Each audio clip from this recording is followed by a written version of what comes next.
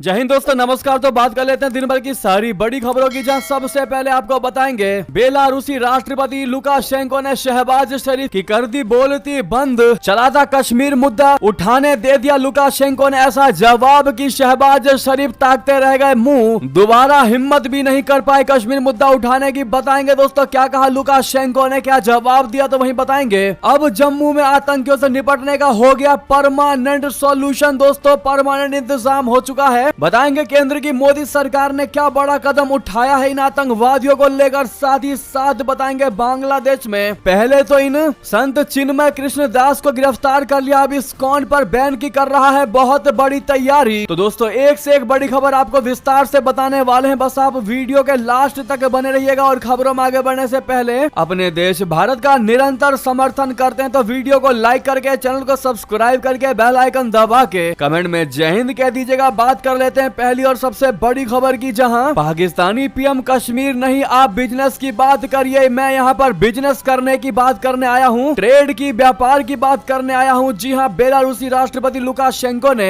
शहबाज शरीफ की कर दी बोलती बंद, वर्ल्ड लेवल की घनघोर बेइज्जती। जी हाँ, बेलारूस के राष्ट्रपति अलेक्जेंडर लुकाशेंको ने पाकिस्तान का दौरा किया। लुकाशेंको सोमवार को पाकिस्तान के 3 दिन के दौरे पर इस्लामाबाद पहुंचे थे। उन्होंने पाकिस्तान के प्रधानमंत्री शहबाज शरीफ से मुलाकात की और इस दौरान दोनों नेताओं ने आर्थिक समेत कई क्षेत्रों में सहयोग को मजबूत करने पर सहमति जताई। पाकिस्तानी पीएम शहबाज शरीफ ने प्रोटोकॉल तोड़ते हुए इस्लामाबाद में बेलारूस के राष्ट्रपति अलेक्जेंडर लुकाशेंको का स्वागत किया और उनको खास दोस्त भी बनाया। तो वो लुकाशेंको से कश्मीर मुद्दे पर भी भारत विरोधी बयान दिलाना चाहते थे, लेकिन उन्होंने शरीफ को झटका देते हुए ऐसा करने से इनकार कर दिया। पाकिस्तान की पत्रकार आरजू काजमी ने बताया है कि शहबाज शरीफ की ओर से अलेक्जेंडर लुकाशेंको के सामने कश्मीर मुद्दे को उठाया गया। इस पर बेलारूस के राष्ट्रपति अलेक्जेंडर लुकाशेंको ने कहा कि वो कश्मीर पर कोई बयान नहीं देंगे। उन्होंने कहा कि वो सिर्फ बिजनेस, ट्रेड, व्यापार करने की बात करने के लिए आए हैं और इस संबंध में कैसे बेलारूस के साथ पाकिस्तान के रिश्ते बेहतर बने, इस पर ही अपनी बातचीत का फोकस रखेंगे। कश्मीर या किसी दूसरे राजनीतिक मुद्दे पर मैं कोई बयान नहीं दूंगा। अगर आपको व्यापार की बात करना हो तो मोस्ट वेलकम, और कश्मीर की ही बात करनी हो तो उस पर हमारा कोई कॉल नहीं है, हमारा कोई मतलब नहीं है, हम कोई बयान जारी नहीं करेंगे कश्मीर मुद्दे पर। जी हाँ दोस्तों, ऐसे में लुकाशेंको ने भरी महफिल में शहबाज शरीफ की जो घनघोर बेइज्जती की है, ऐसा लग रहा है कि अब कश्मीर मुद्दा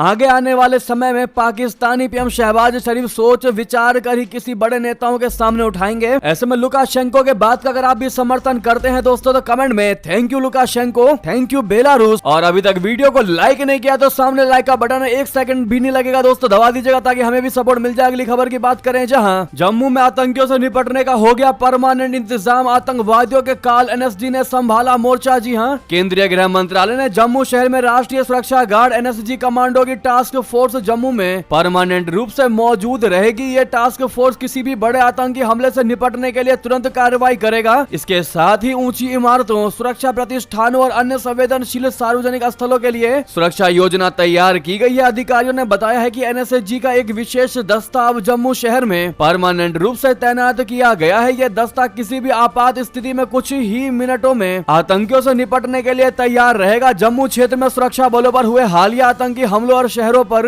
संभावित खतरे के मद्देनजर गृह मंत्रालय ने यह कदम उठाया है। सुरक्षा कारणों से एनएसजी के कमांडो की संख्या का खुलासा नहीं किया गया है, लेकिन अधिकारियों ने इसे पर्याप्त बताया है। पहले आतंकी हमलों की स्थिति में एनएसजी कमांडो को नई दिल्ली या चंडीगढ़ से बुलाना पड़ता था, जो समय लेने वाली प्रक्रिया थी। अब एनएसजी कमांडो की स्थानीय मौजूदगी से त्वरित कार्रवाई सुनिश्चित की जा सकेगी। जी हाँ दोस्तों, एनएसजी कमांडो की तैनाती जम्मू कश्मीर पुलिस की आतंक विरोधी योजना का हिस्सा है। ये योजना मुख्य रूप से ऊंची इमारतों, शॉपिंग मॉल, सिनेमा हॉल और अन्य संवेदनशील स्थलों को आतंकी हमलों से बचाने के लिए बनाई गई है। साथ ही साथ बता दें, बांग्लादेश में इस्कॉन पर बैन की तैयारी, यूनुस सरकार ने कहा यह कट्टरपंथी संगठन। बता दें, पड़ोसी मुल्क बांग्लादेश इस समय भारी उथल पुथल से गुजर रहा है, जैसा कि हमने आपको लगातार इससे जुड़ी खबरें बताई हैं। हिंदुओं पर हमले और धर्मगुरु चिन्मय प्रभु की गिरफ्तारी के बाद इस्कॉन पर बैन लगाने की तैयारी की जा रही है। इस संबंध में हाई कोर्ट में याचिका दायर की गई है। इस बीच बांग्लादेश सरकार ने इस्कॉन को धार्मिक कट्टरपंथी संगठन बता दिया है। हाई कोर्ट में बांग्लादेश के अटॉर्नी जनरल ने कहा कि यह सरकार का मुख्य एजेंडा है और इसके लिए जरूरी तैयारी शुरू कर दी गई है। इसका मतलब है कि इस्कॉन पर जल्द ही बैन लगेगा। अटॉर्नी जनरल ने कोर्ट को बताया कि इस्कॉन एक धार्मिक कट्टरपंथी संगठन है। इस पर कोर्ट ने उन्हें निर्देश दिया है कि वो इस्कॉन पर सरकार के रुख और देश की मौजूदा स्थिति का खाका पेश पेश करे। कोर्ट ने सरकार को सचेत रहने को कहा ताकि देश में कानून एवं व्यवस्था की स्थिति न बिगड़े। जी हां, हाईकोर्ट की जस्टिस फराह महबूब और जस्टिस देबाशीष रॉय की पीठ ने इस संबंध में कहा कि इससे पहले एक वकील ने इस्कॉन पर बैन लगाने के लिए याचिका दायर की और चटगांव में वकील सैफुल आलम की हत्या सहित पूरी स्थिति को कोर्ट के संज्ञान में लेकर आया। इतना ही नहीं दोस्तों, डायरेक्ट यूनुस सरकार ने भारत से पंगा लिया है इस मामले में। संत की गिरफ्तारी के बाद भारत ने एक्शन लेना शुरू किया। भारत ने बयान जारी किया तो जिसका उल्टा जवाब दिया बांग्लादेश की यूनुस सरकार ने और उल्टा भारत पर ही गंभीर आरोप मढ़ दिए। भारतीय विदेश मंत्रालय की ओर से कहा गया था कि यह दुर्भाग्यपूर्ण है कि इन घटनाओं के अपराधी अब भी खुलेआम घूम रहे हैं, लेकिन शांतिपूर्ण सभाओं के माध्यम से वैध मांगे उठाने वाले एक धार्मिक नेता के खिलाफ आरोप लगाए गए हैं। तो वहीं दूसरी ओर भारतीय विदेश मंत्रालय के बयान पर बांग्लादेश के विदेश मंत्रालय ने ढाका में कहा कि यह निराधार है, बेसलेस है और दोनों देशों के बीच मित्रता की भावना के विपरीत है। यानी कि एक तरफ हिंदुओं पर अत्याचार हो रहा है, लेकिन हिंदुओं को लेकर अगर कोई आवाज उठा रहा है, इन अत्याचारों पर आवाज उठा रहा है तो उसकी आवाज को दबा दिया जा रहा है और उल्टा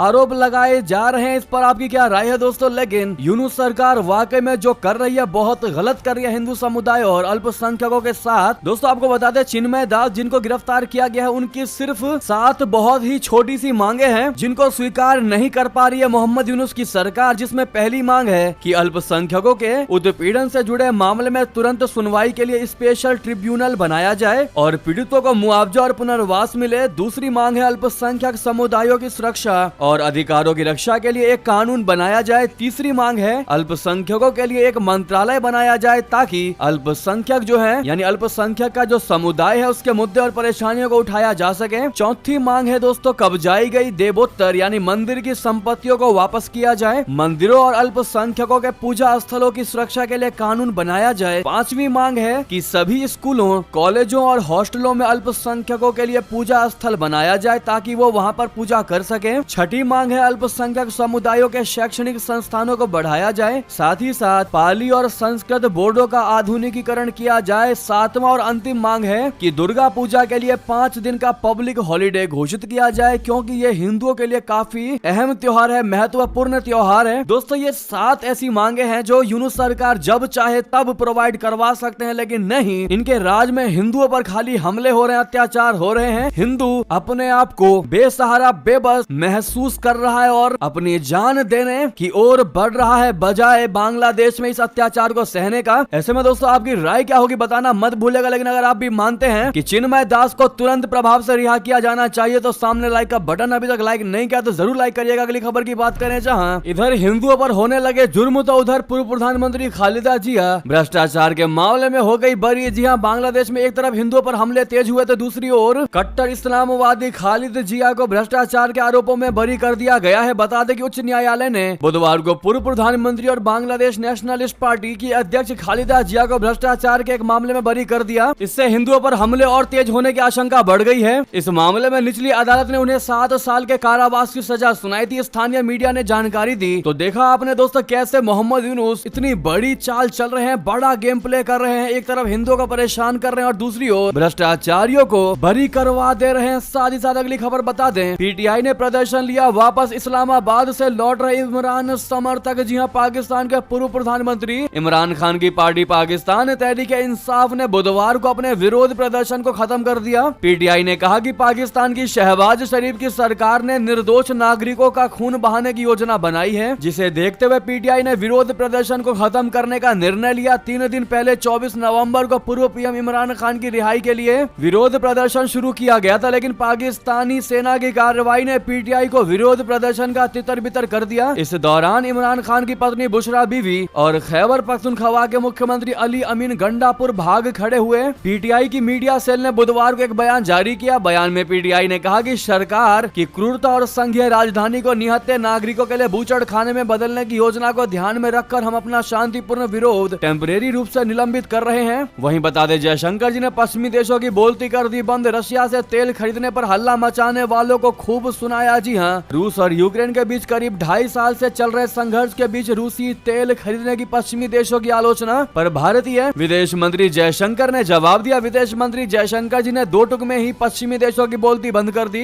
इसके साथ ही यूरोप के चुनिंदा दृष्टिकोण की आलोचना करते हुए उन्होंने पूछा कि अगर ये सिद्धांतों का मामला है तो यूरोप ने खुद रशिया के साथ अपने कारोबार को क्यों नहीं खत्म किया। उन्होंने कहा कि दुनिया के हर हर हिस्से के अपने अपने हित होते हैं और ये समझना जरूरी है। इसके साथ ही जयशंकर जी ने रशिया यूक्रेन युद्ध पर बात की और यूक्रेन वॉर डिप्लोमेटिक हल पर जोर दिया। उन्होंने इंटरव्यू के दौरान भारत चीन संबंधों समेत कई मुद्दों पर भी बात की। कभी 0.2% हुआ करता था हिस्सेदारी, आज भारत में कच्चे तेल का सबसे बड़ा सप्लायर बन गया रशिया। दोस्तों, केंद्रीय पेट्रोलियम और प्राकृतिक गैस मंत्री हरदीप सिंह पुरी ने मंगलवार को बताया कि रशिया भारत का सबसे बड़ा कच्चा तेल का आपूर्तिकर्ता बन गया है। रशिया अब भारत के कुल तेल आयात का 35% से अधिक हिस्सा आपूर्ति करता है। Federation of Indian petroleum industries के ऑयल एंड गैस अवार्ड्स समारोह में बोलते हुए मंत्री ने बताया कि भारत के तेल स्रोतों में पिछले 2 वर्षों में एक बड़ा बदलाव देखने को मिला है। फरवरी 2022 में रशिया से तेल आयात मात्र 0.2% था, जो अब शीर्ष स्थान पर पहुंच गया है। ऐसे में अगर किसी को मिर्ची लगती है तो लगती रहे, लेकिन अपना भारत वही करेगा जो भारत के लिए फायदेमंद होगा, भारतीयों के लिए फायदेमंद होगा। जी हाँ, तो वहीं आपको बता दें, एकनाथ शिंदे ने साफ कर दिया, मुझे सीएम बनने की लालसा नहीं है। पीएम मोदी और अमित शाह का फैसला मुझे मंजूर है। जी हाँ, महाराष्ट्र के मुख्यमंत्री और शिवसेना शिंदे गुट के प्रमुख एकनाथ शिंदे ने बुधवार को सीएम पद को लेकर चल रही चर्चाओं को विराम दे दिया। उन्होंने कहा कि मेरे मन में सीएम बनने की लालसा नहीं है। पीएम मोदी और अमित शाह जी जो भी निर्णय लेंगे मुझे मंजूर होगा। सरकार बनाते समय मेरी तरफ से कोई अड़चन नहीं आएगी। मैं चट्टान की तरह साथ खड़ा हूँ। भाजपा की बैठक में जो भी निर्णय लिया जाएगा हमें मान्य होगा। भाजपा का सीएम मुझे मंजूर है। एकनाथ शिंदे ने कहा कि पिछले 2.5 साल में पीएम मोदी और अमित शाह ने मेरा पूरा सहयोग किया। अमित शाह जी और पीएम मोदी ने बाला साहेब ठाकरे के एक आम शिव सैनिक को सीएम बनाने के सपने को पूरा किया। वे हमेशा मेरे साथ खड़े रहे हैं। उन्होंने मुझ पर विश्वास किया, मुझे मुख्यमंत्री बनाया और बड़ी जिम्मेदारी दी। मैं रोने वालों और लड़ने वालों में से नहीं हूँ। मैं भागने वाला नहीं, समाधान करने वाला व्यक्ति हूँ। हम मिलकर काम करने वाले लोग हैं। 2.5 साल तक हमने खूब काम किया है। महाराष्ट्र में विकास की रफ्तार बढ़ी है। हमने हर वर्ग की भलाई के लिए काम किया है और मैं जनता का धन्यवाद देता हूँ। यानी कि दोस्तों, शिंदे ने कंफर्म कर दिया है कि अब सारा दारोमदार अमित शाह जी और प्रधानमंत्री नरेंद्र मोदी जी के ऊपर है कि वो लोग सीएम किसको चुनते हैं। शिंदे ने कंफर्म कर दिया है, क्लियर कर दिया है कि मुझे सीएम बनाएंगे तो भी बढ़िया, नहीं बनाएंगे तो भी बढ़िया, और भाजपा का सीएम बनेगा तो भी मुझे कोई प्रॉब्लम नहीं है। अब देखना ये होता है दोस्तों कि भारतीय जनता पार्टी यानी अमित शाह जी और मोदी जी किसको महाराष्ट्र का सीएम पद देते हैं। बहरहाल फडणवीस सबसे आगे चल रहे हैं, तो यही हो सकते हैं अगले महाराष्ट्र के सीएम। लेकिन ऑफिशियल क्या जानकारी निकलकर सामने आती है दोस्तों, आपकी इस पर क्या निजी राय है बताना बिल्कुल मत भूलिएगा। बहरहाल ये भी की सारी बड़ी खबर, आपको खबर कैसी लगी कमेंट में जरूर बताइएगा और इस वीडियो को लाइक करके चैनल को सब्सक्राइब करके बेल आइकन दबा के जय हिंद कहना मत भूलिएगा। मिलता अगली खबर में। बहुत बहुत धन्यवाद और वीडियो को शेयर कर दीजिएगा दोस्तों में, भाइयों में, साथियों में, रिश्तेदारों में, व्हाट्सएप, फेसबुक और एक्स के माध्यम से। जय हिंद, जय भारत।